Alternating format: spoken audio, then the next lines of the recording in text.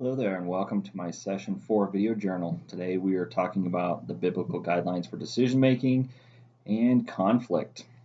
Um, Reading through the little PDF book that we had there, it was pretty interesting on things. But decision making is something that all of us have to do as leaders, and we need to be able to do that. They had a pretty good step for, identify the problem, follow the model, use the model, select the best solution, communicate the decision, implement the decision, and then evaluate the decision.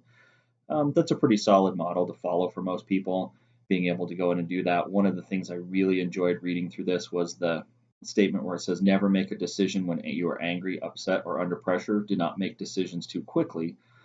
Take time to hear the facts. Most decisions do not have to be made immediately. I think that is a really interesting topic for people to realize. It was one that was really hard for me to learn, as I felt like as a manager, anytime anybody brought me into a room and had an issue, that I should make a decision immediately for them. I felt like I was failing them if I didn't. But I realized that myself, just learning things like temperament or type, is some things I've studied, and that um, I am a reflective person, that I need to sit and think about certain things. So I've actually started going to where I would, if somebody brings a problem to me or something, I'll tell them I think about it, or there's things I need to take time on, and I'll get back to them with that. And the important part is making sure that you actually get back to them on the issue and don't make it seem like you're ignoring it.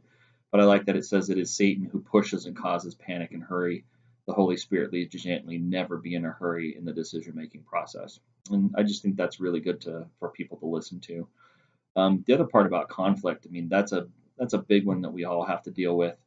Um, Going through the book again and reading through it was people can disagree without having conflict, but conflict often results from disagreements. And I like that it says it's not the differences of opinion that hurt and destroy, but the failure to love when we have them. And that's really what I think it comes down to, is that we have all of the people who we can have disagreements, we can not agree on things, we can have things like that, but it's when we turn to hate or issues like that and just start getting frustrated with people that the conflict really occurs.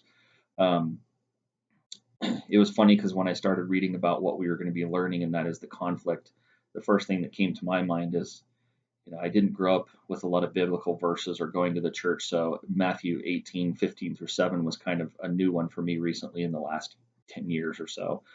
But I feel it's a really good one for conflict when I try to think about how to resolve conflict for my employees or with people at work. And it really just goes back and follows the model of, you know, do what, where if you have a conflict with someone, make sure that you bring the conflict with those two people together is really what I try and do. And if you can't get them to resolve it, you bring others in and you keep going until you can find a solution. And so for me, as a manager, when I have a conflict, two people having a conflict, I bring them into the room together and then sit down as kind of a third party for them and say, there's no I statements here. Um, or if there's no you statements, you can't use any pointing of fingers or anything and say you did this or you did that. It's I feel this way or I need to do these things, and make them work together. And then if they can't get that to work together, then obviously it escalates to either myself or a boss above me or HR or somebody else until a decision is made that will deal with the conflict.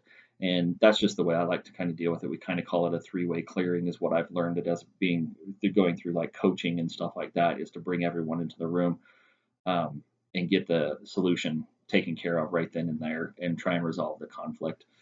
Um, so that's what I really enjoy about, those are the things that I kind of look for with conflict, different things like that. Um, the biblically based guidelines for dealing with conflict is just that, the Matthew part of it. So that's something that I've really tried to hold on to as a manager. Hope you enjoyed my video blog this time, and we'll see you in the next session.